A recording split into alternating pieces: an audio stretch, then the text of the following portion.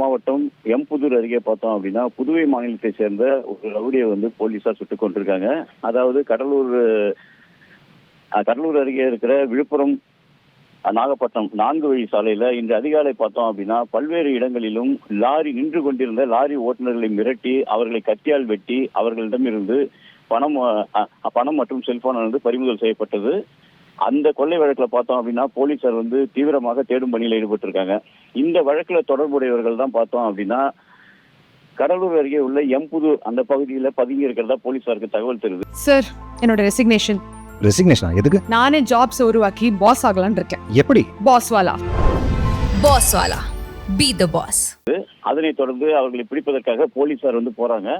போலீசார் அந்த பகுதிக்கு போகும்போது அங்கிருந்த அந்த புதுவை மாநிலத்தை சேர்ந்த மொட்டை விஜய் என்ற கொள்ளையம் பார்த்தோம் அப்படின்னா கத்தியை எடுத்து போலீசார் வெட்டுறாரு. அதுல 2 போலீசார் காயமடைகிறாருங்க. போலீசார் திருப்பி சுட்டதுல அதே இடத்துல அந்த மொட்டை விஜயானவர் உயிரிழந்துடுறாரு. தற்போது அவருடைய உடல் கடலூர் அரசு மருத்துவமனை கொண்டுட்டு வரப்படுது.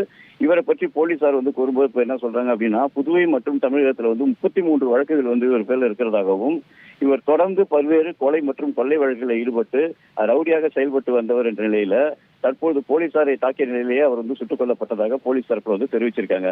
இன்னும் சற்று நேரத்துல சம்பவ இடத்துல உயர் அதிகாரிகள் வர இருக்கிறாங்க. அப்போது இந்த சம்பவம் குறித்த முழு விவரங்கள் தெரிய வரும்.